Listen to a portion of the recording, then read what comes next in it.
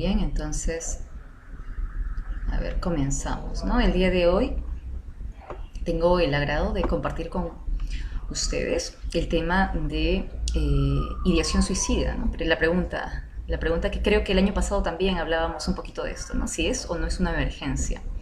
Y por ahí que surgieron muchas preguntas, y yo creo que por eso es que para este año ya se tomó como un tema de ponencia, ¿no? Vamos a ver por acá. ¿Qué cosa es una emergencia psiquiátrica? ¿No? Por definición, la emergencia psiquiátrica se le denomina al pedido de un paciente o también puede ser de otras personas, ¿no? De evaluar inmediatamente la conducta perturbada de un individuo. En toda emergencia, la intervención médica está dirigida ¿a qué? A aliviar, ¿no? Pero también el médico en la emergencia debe planear una conducta a seguir posterior, ¿no? No todo se queda en emergencia, sino es que hay que ver la definición, ¿no? Si se queda en hospitalización, si de pronto se envía una interconsulta a alguna otra especialidad, si es que se va de alta a casa. Pues la emergencia que nosotros vemos en el día a día puede ser vivida por el paciente conscientemente.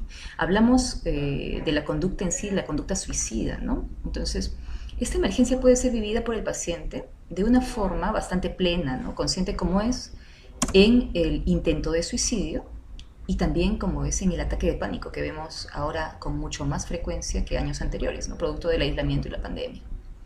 Pero también en las emergencias podrían los pacientes ser no conscientes del propio acto. ¿En qué situaciones vemos esto? Pues en los estados confusionales o en las crisis psicóticas. ¿No? La emergencia psiquiátrica podría mirarse como un trastorno en un sistema, cuyos tres componentes son el estado psicológico del paciente, el estado social del paciente y el estado biológico. Y es importante que tengamos en cuenta estos tres componentes, puesto que, bueno, del estado biológico, digamos que esto va en función a los antecedentes de la persona, pero el estado social y psicológico va a depender también del entorno, ¿no? Del cómo la persona se desarrolla en un entorno. En el paciente con conducta suicida, tenemos que llega a la emergencia por dos motivos. Puede ser por un intento de suicidio o también llegan por la ideación suicida. Cabe resaltar que el síndrome psiquiátrico más frecuente se asocia con ideación o comportamiento suicida. ¿Cuál es? Es el síndrome depresivo. Sin embargo, no debemos olvidar que existen personas que no necesariamente tienen un trastorno mental, pero que también están implicadas en lo que es una conducta suicida. Tenemos aquí pues esta propaganda de la organización, de la Organización Panamericana de la Salud, ¿no? En la cual para fomentar lo que es la prevención del suicidio, nos menciona uno de los principales mitos que tenemos, ¿no? Que es que solo las personas con trastornos mentales son suicidas. Eso es totalmente falso. Y creo que estamos comprometidos todos en ir poco a poco compartiendo y desmitificando, ¿no? Este tipo de ideas que no apoyan o no ayudan en el tratamiento de las personas con conducta suicida.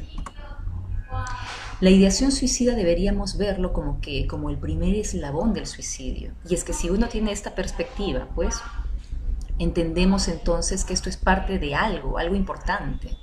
Es así como en los últimos años muchos autores han iniciado estudios acerca de la ideación suicida. ¿Por qué? Porque se implica como el inicio de esta conducta, ¿no? Que va a llevar a consecuencias mayores como es el mismo acto suicida. La ideación suicida es una etapa de vital importancia. ¿Por qué? Porque actúa como un factor predictor para llegar al suicidio consumado. ¿Qué cosa es la ideación suicida? La ideación suicida son aquellos pensamientos intrusivos y repetitivos sobre la muerte autoinfligible, sobre las formas deseadas de morir y sobre los objetos, circunstancias y condiciones en que la persona propone morir.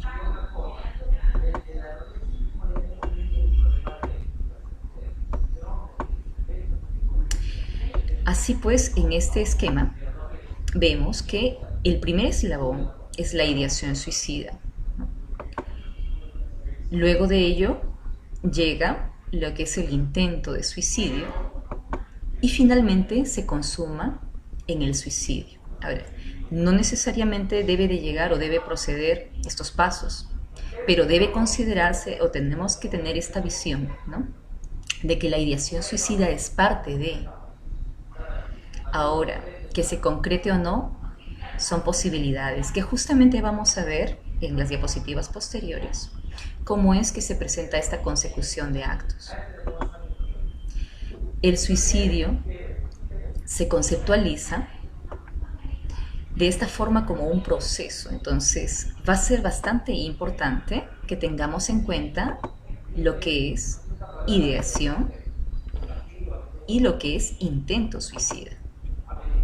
Para autores como Miranda, la conducta suicida se ha dividido en 5 pasos. Comenzamos, y nuevamente recalco, el primer eslabón es la ideación suicida, pasiva, lo que coloquialmente a veces llamamos como fantasías tanáticas, ¿no? El paciente de pronto menciona, pues, pienso que mi familia estaría mejor sin mí.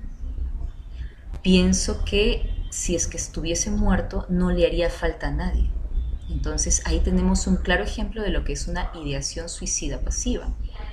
Posterior a ello viene la contemplación activa del propio suicidio. Me visualizo ya tomando pastillas, tal vez un somnífero porque no quiero sufrir. De pronto estoy buscando en el internet métodos que no sean tan dolorosos, pero ya estoy visualizándome en el acto mismo, ¿no? Esto se denomina ideación suicida activa o contemplación activa del propio suicidio. Luego tenemos la planeación y preparación.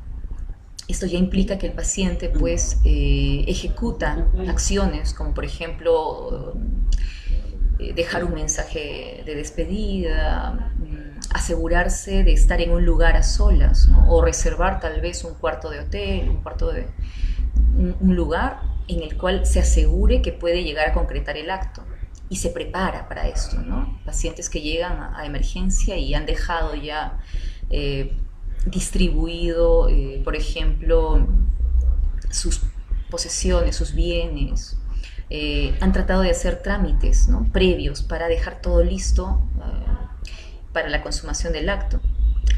Posterior a ello llega la ejecución del intento de suicidio, ¿no?, que es el intento Ana, propiamente Alicia, dicho, Piero. y finalmente el suicidio consumado. Si contemplamos la ideación suicida como este comportamiento inicial, este primer eslabón del continuo denominado suicidio, vamos a resaltar entonces la relevancia del estudio de esta pandemia en esta primera etapa. Cuando llegan los pacientes a la emergencia, el médico a evaluar toma 5 puntos importantes para ver qué cosa es el riesgo de suicidio. En primer lugar, observamos los aspectos biográficos, ¿no? Si este paciente ha tenido intentos previos, el estado ocupacional. En este tiempo, en nuestro país, lamentablemente, una buena cantidad de población ha quedado sin empleo. Este aspecto biográfico es muy importante. El estado marital. Sabemos pues que por estadística mayormente aquellas personas que viven solas o que están solas están más predispuestas a tener conducta suicida. Por sexo, hemos visto también en la mañana las ponencias cómo es que las mujeres tal vez tenemos mayor presencia en las emergencias por intentos, pero quien consuma en sí mayormente el suicidio son los varones, ¿no? Hay que tener bien en cuenta ello también. La edad, hemos visto los grupos etarios, y la historia familiar, si es que en casa, en la familia, hay también antecedentes de problemas o trastornos de salud mental. Luego de ver la biografía del paciente, vemos los aspectos psiquiátricos, que es antecedente de depresión, psicosis, consumo de alcohol u otras sustancias psicoactivas principalmente. Vemos el aspecto médico, si este paciente cursa con dolor físico, cursa con enfermedad crónica, un diagnóstico de una enfermedad pues neurodegenerativa de pronto, un Parkinson o una enfermedad como por ejemplo infecciosa como el VIH, o que ha sido un paciente pues con una cirugía mutilatoria reciente, ¿no? Bueno, hace unos 3 años, me parece, entrevisté a un joven de 18 años que había tenido pues quemadura, se había electrocutado y lamentablemente perdió las extremidades inferiores, ¿no? Entonces, uno comprende un poco más cuando ve estos aspectos en la emergencia y entiende cuál es, digamos, la situación del riesgo suicida en sí. El dolor, muchos se preguntarán, bueno, ¿cómo es que una persona con dolor es un aspecto médico importante, doctora? Sí, hay personas que no toleran el dolor, o sea, hay enfermedades tan mutilantes, que originan menoscabo, como por ejemplo esta famosa fibromialgia, que también año tras año vemos que crece en porcentaje. Entonces hay personas que no toleran, van a la emergencia, van a otros consultorios, no les alivian el dolor, están en terapia por dolor, pacientes con procesos oncológicos también que están pasando por situaciones complicadas. Ahora en pandemia han sido bastante desatendidas estas enfermedades por el tema del contagio, entonces no ha habido manera de poder abordarlas como se debería. Entonces, este es un aspecto médico importante para atender en un paciente que viene con intento o con ideación suicida en la emergencia. Como cuarto elemento tenemos los métodos contemplados. Hay que indagar si es que este paciente ha tenido el intento de suicidio por arma de fuego, por salto de altura, por sección o perforación de órganos vitales, ¿no? Como acuchillamiento, ahorcamiento, ahogamiento, intoxicación. No es lo mismo recibir a un paciente con intento de suicidio por arma de fuego que un paciente con intento de suicidio con sobredosis de drogas psicotrópicas. Ejemplo, una paciente llegaba pues después de haberse tomado 5 tabletas, 5 pastillas de clonazepam. No es lo mismo recibir a esta paciente y tener que abordarla de determinada forma, ¿no? De repente conducta expectante, ¿no? Observar hasta que se despierte. Lo mismo que tal vez otra persona que haya llegado, por ejemplo, por intento de ahorcamiento, ¿no? Con riesgo de asfixia, anoxia y que tenga que ingresar por trauma shock. Entonces, los métodos contemplados o utilizados es un aspecto importante en la conducta suicida. Y finalmente tenemos la intención del paciente. Hay pacientes que llegan con la intención de acabar con su vida, tal vez con un locus de control externo o con un objetivo, digamos, ligado a un beneficio, ¿no? Un condicional, digamos. Ejemplo, personas que intentan suicidarse necesariamente frente a, ¿no? Un familiar o una persona con la cual ellos quisieran que esta persona se dé cuenta del dolor que está sintiendo. Entonces, no es lo mismo ver a una persona que está con un locus de control externo y que inclusive avisa y le dice, oye, ¿sabes qué? En este momento voy a matarme, ¿no? Voy a tomarme las pastillas, voy a tomar el veneno. No es lo mismo que otra persona que tiene la intención y que de pronto dejó una carta y de pronto echó llave o de pronto salió de viaje y está hospedado en un lugar solitario. Entonces va variando la gravedad del acto en sí del intento suicida. ¿Cómo manejamos a estos pacientes en la emergencia? Hay que tener en cuenta para estos pacientes lo siguiente. En primer lugar, la mayoría de estos pacientes cambiará su ideación suicida con el tiempo y tratamientos necesarios. Y ello no debería hacer juzgar al personal de salud hacia estos pacientes. Estos pacientes están en una crisis y tenemos que entender que esta crisis es una emergencia. Entonces debemos darles tiempo, tal vez 24, 48 o 72 horas en emergencia, como también podría ser inclusive una semana en hospitalización tal vez. Entonces muchos de ellos pueden cambiar esta ideación suicida en el tiempo y tratamiento necesario. En segundo lugar, tenemos que en principio se debe tomar seriamente todo tipo de amenaza o intento. Está dentro de los mitos que aquella persona que avisa que va a intentar hacerse daño no lo va a hacer. Eso deberíamos ya descartarlo, ¿no? Entonces hay que tomar seriamente toda amenaza o todo intento. En tercer lugar, tenemos que el concepto más común que el paciente que amenaza con suicidio es no lo cometerá, ¿no? Es justamente lo que les resaltaba en el punto 2, esto es erróneo. No sé cuántos de nosotros estamos al corriente del caso reciente, me parece que ha sido el mes anterior, de este policía en la ciudad de Piura, quien se quitó la vida, lamentablemente después de haberse enterado que tenía una enfermedad, probablemente VIH, por lo que él pone, postea en sus redes sociales y también envía un mensaje de despedida a sus compañeros de promoción de la policía, ¿no? Entonces, vemos pues que este joven, lamentablemente fallecido en Piura, avisó, posteó, y no por ello, como algunas personas erróneamente lo toman, está haciendo drama, está haciendo un show, ¿no? Porque quien se quiere matar realmente lo hace. Totalmente falso, ¿verdad? En el punto número 4 tenemos que no se debe temer el indagar por la ideación suicida en todo paciente que se encuentre en estado de crisis. Muchas veces uno no quiere, mira, si ha tenido un intento, mejor no le hables del suicidio porque le vas a meter ideas a la cabeza. Falso, ¿no? Lo mejor es, en un ambiente del no juzgar, simplemente acompañar al paciente y escucharlo, ¿no? Si es la tercera, cuarta, quinta, uno tiene que escuchar a este paciente sin juzgarlo, ¿sí? Sin tener el temor a que esta conversación le vaya a generar nuevamente ideas suicidas. Como punto número 5, que el paciente suicida usualmente tiene algún grado de ambivalencia sobre su ideación o intención suicida. El médico está en el deber de estimular, de reforzar y aliarse con la parte sana del paciente. ¿Qué recomendaciones se sugieren en pacientes con conducta suicida? Cuando el riesgo es alto, después de haber hecho la evaluación en base a esas 5 grandes esferas que les mencioné, el paciente debe ser hospitalizado y manejado por el psiquiatra. Ahora, hay hospitalizaciones breves como hay hospitalizaciones largas. Esto va a depender del tipo de paciente que tengamos en emergencia. Otra recomendación que se da es que cuando haya dudas respecto al riesgo, es mejor pecar por exceso de seguridad.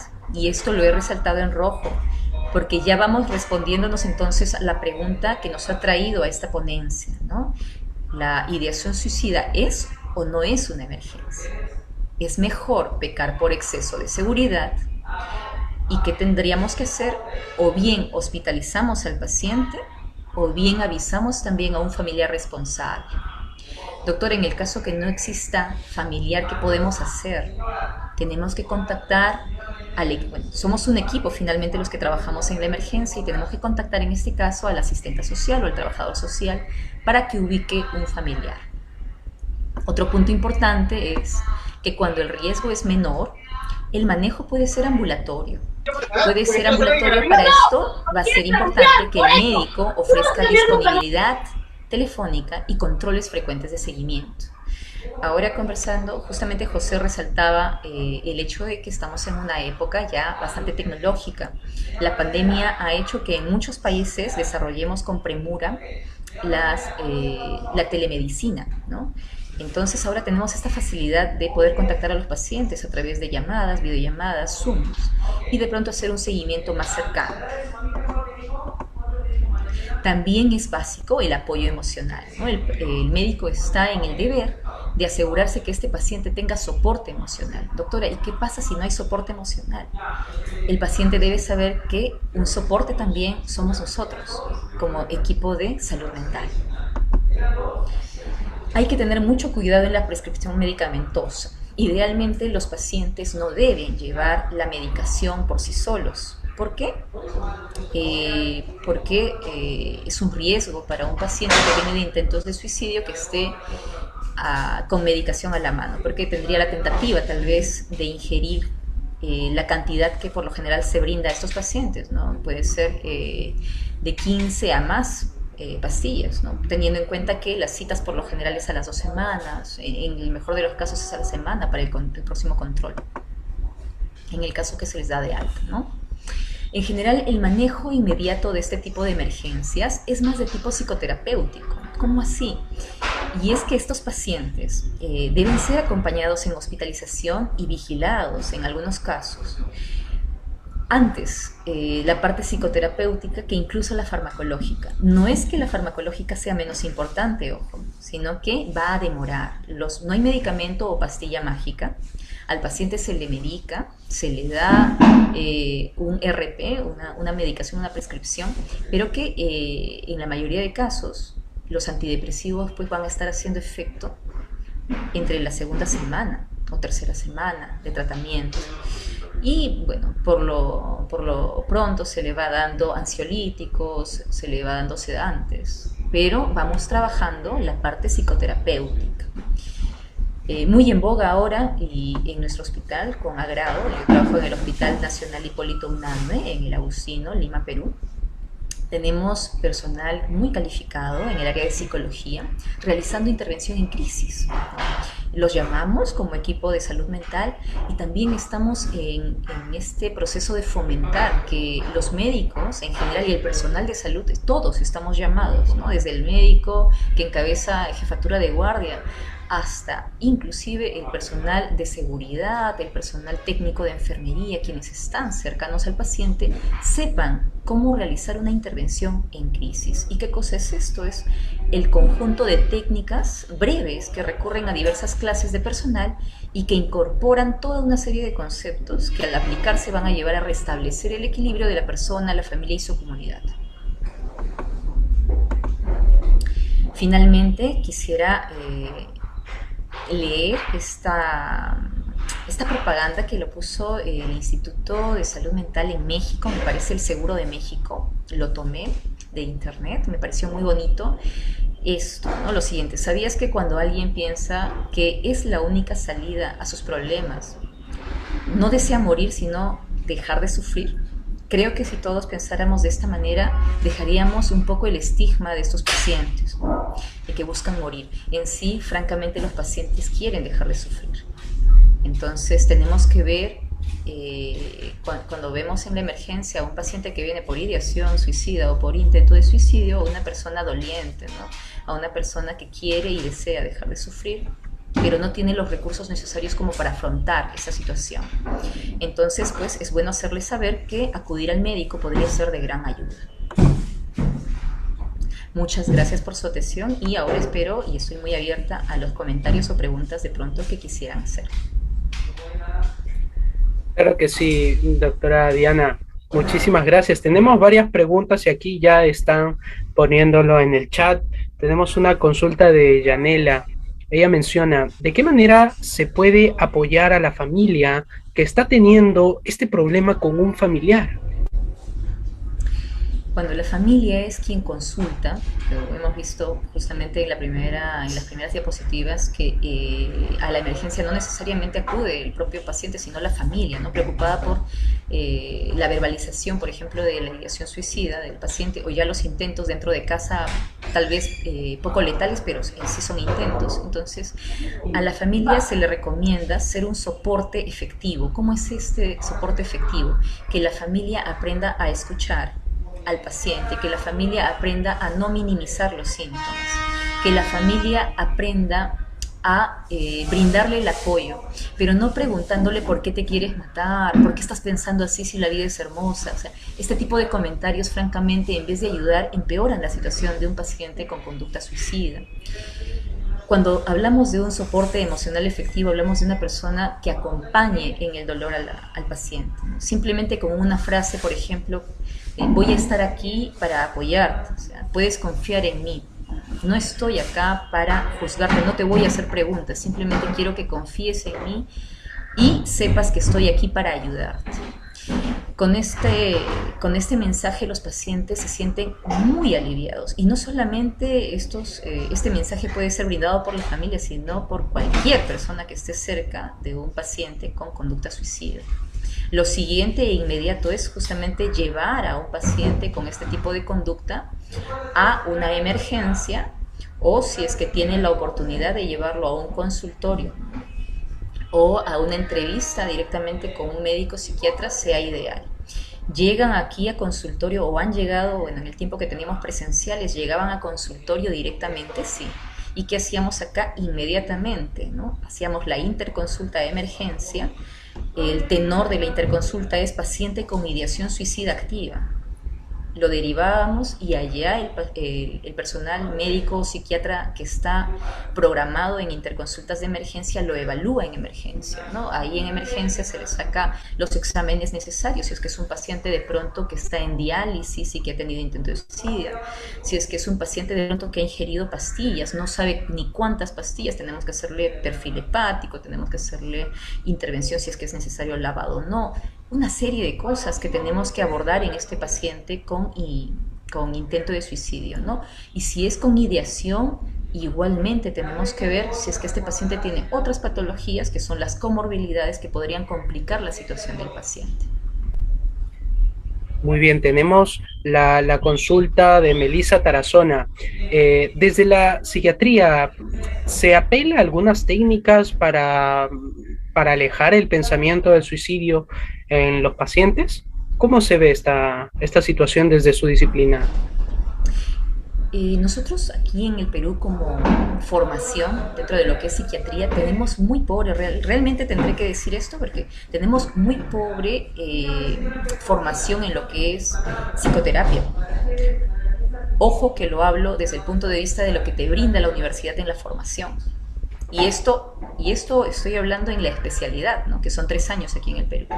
Mucho peor es en el pregrado, que yo recuerde, al menos en mis años de estudiante, muy poco hemos tocado el tema. Tal vez sí en una clase, y esto, ¿no? Es una clase y aquellos que éramos tal vez apasionados por el tema hemos revisado.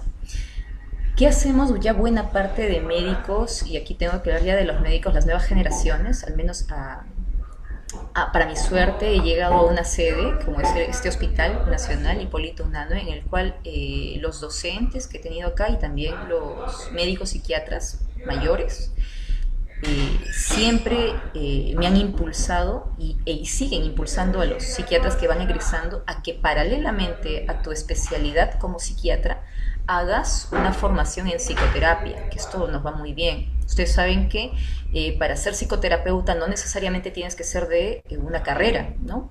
Puede ser médicos, pueden ser psicólogos, profesores. Entonces, en mi caso, por ejemplo, yo me he formado como psicoterapeuta cognitivo-conductual, ¿no? Son 2 años de formación, pero esto es algo pagado particularmente. Y pues yo siempre que tengo la oportunidad a mis residentes o los residentes jóvenes que rotan por el hospital, los invito también a que hagan esta formación. Ahora tenemos otro tipo de terapias que por ahí también en la mañana he escuchado y que me parece que mañana también van a abordar acerca de terapias de tercera generación. Entonces, todo este tipo de abordaje, ¿no?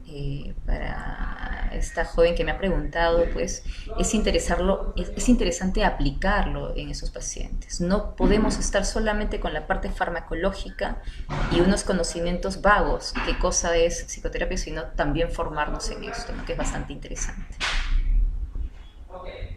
Es bastante interesante lo que nos cuenta doctora Diana, que de hecho, ¿no? Este manejo no solamente, digamos que se queda muy limitado al constructo farmacológico, ¿no? La propia apertura de los psicoterapeutas más nuevos, digamos que es lo mejor que puede haber, porque es un beneficio tremendo para todo el público en general. Tenemos a Natalia Brigitte que nos pregunta, eh, ¿cómo hablar con los padres sobre que su hijo tiene estas ideas suicidas? En primer lugar es buscar un ambiente adecuado, conversar con ellos de una forma tranquila, uno como entrevistador, uno como informante o como médico tratante de un paciente que tiene ideas suicidas o que ha tenido intentos y de pronto nunca se los dijo a sus padres. Tenemos que inspirar bastante tranquilidad, ¿no? Transmitir la tranquilidad a los padres, ¿no? Yo suelo siempre conversar con los papás, trato de que estén los dos juntos, si no son los padres, las personas que de pronto están comprometidos en la crianza o en el acompañamiento del paciente. Y comienzo diciéndoles que el paciente que llega acá no es uno solo, ¿no? Como esta situación hay muchas familias, ¿no? Que tal vez aquí les ha tocado vivir esta experiencia y que lo más importante es que estén ya presentes acá y que lo demás es más fácil trabajarlo, pero lo que necesito es el compromiso de que quieran, ¿no? Asumir la responsabilidad para llegar a ayudar al paciente integralmente, ¿no? Y la mejor manera de ayudar al paciente es no juzgarlo. Y es creo que una palabra que estoy repitiendo mucho en mi ponencia y es algo que también hablo mucho con los residentes y con mis alumnos en la universidad, el hecho de no juzgar ni a la familia ni a la persona. Entonces a los papás hay que enseñarles a no juzgar a sus propios hijos y tampoco a culpabilizarse. Si la culpa nos llevara a una solución, pues bienvenida sea la culpa. Lamentablemente la culpa no ayuda, nos paraliza. Y si vemos por ahí que los papás de pronto tienen un problema también de salud, tenemos que hacer el acompañamiento. No necesariamente el psiquiátrico, porque hay personas pues que no necesitan métodos farmacológicos, ¿no? Pero sí el acompañamiento psicoterapeuta. Entonces llamamos, o yo coordino con un psicólogo, le planteo el problema y necesito que acompañen a la familia. Yo le brindo la psicoeducación desde el punto de vista médico y todo lo que implica farmacología y tratamientos farmacológicos médicos, terapias biológicas y el gran apoyo del servicio de psicología es el acompañamiento en la psicoeducación de forma de apoyo, ¿no? De cómo ser un soporte emocional, cómo llevar en el día a día la aceptación de que un hijo está pensando en el suicidio y tolerar y aprender a acompañar a esta persona en su dolor. Muy bien.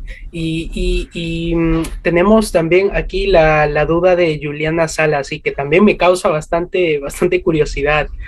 ¿Cómo ayudamos a un adulto mayor que tiene ideación suicida a causa de un cáncer avanzado? Fíjese, ¿no? Las situaciones ya crónicas, ¿no? ¿Cómo es? ¿Cómo es la ayuda, el apoyo en esos casos? En pacientes oncológicos, este tema, bueno, en sí, no solamente los pacientes oncológicos en el grupo mayor, sino que pienso yo en los extremos de la vida. Pienso que son los grupos etarios más complicados, tanto los adultos mayores como los niños pequeños, porque en sí son grupos etarios vulnerables. Vulnerables, ¿por qué? Porque ambos son dependientes de alguien que los acompañe en la terapia. Ya de pronto son personas que dependen parcialmente, ¿no? Que usan pañal, que necesitan el apoyo de una segunda persona. Entonces, aquí el tratamiento es con la persona que los cuida, con el cuidador. No se pretende al paciente negarle la realidad del diagnóstico oncológico, más sí informarle.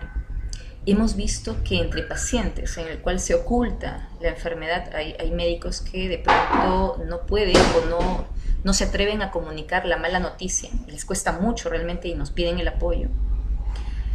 Entre dilatar los días del paciente hospitalizado sin que sepa el diagnóstico oncológico por miedo a que se haga daño, a informarle adecuadamente desde el inicio, desde el síntoma: señor, usted ha ingresado a esta unidad y es para un estudio, hay posibilidades.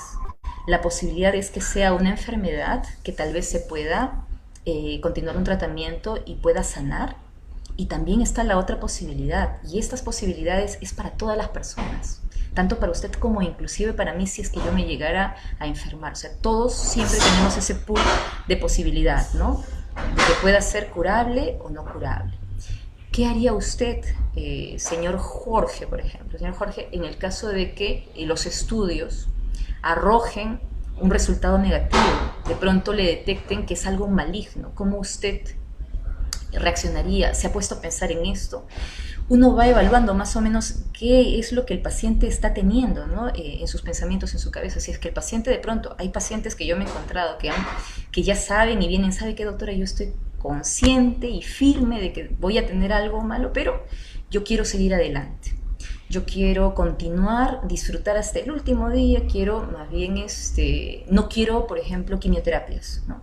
Quiero quedarme en casa y quiero llevar paliativos. O sea, hay pacientes que asumen muy bien esta idea del diagnóstico oncológico, como también hay otros pacientes que definitivamente dicen, no quiero ni siquiera que usted me lo mencione, doctora, por favor ni me diga eso porque no podría concebir la idea de tener un diagnóstico oncológico. Entonces uno como médico va viendo y va tratando, ¿no? A este paciente que de pronto puede tener resiliencia ante la presencia de una enfermedad oncológica terminal, vamos de repente dándole acompañamiento psicológico, la familia y reforzando esas herramientas que el paciente ya tiene. Pero de pronto con el otro paciente oncológico que está en negación, que tal vez en el momento de comunicarle el diagnóstico va a entrar en un duelo patológico, porque ustedes saben que finalmente cuando uno le detectan una enfermedad terminal, francamente ya es un duelo que uno vive, ¿no? Porque saben que va a ser que la vida la van a limitar en cualquier momento. Entonces, desde ese momento del diagnóstico, del conocimiento, uno ya sabe a lo que se va a ir preparando. Los pacientes pueden reaccionar como negación, como aceptación, bueno, y pueden ir haciendo un duelo patológico. Va a ser necesario el apoyo médico, farmacológico, lógicamente, sí, para evitar que se lleguen a autolesionar, el trabajo conjunto con la familia para tener un acompañamiento más cercano con estos pacientes. En el caso de que sean dados de alta, las citas deben ser mucho más continuas, tal vez semanales, como yo lo hago con los pacientes adultos mayores y niños, semanal, y también el acompañamiento psicológico.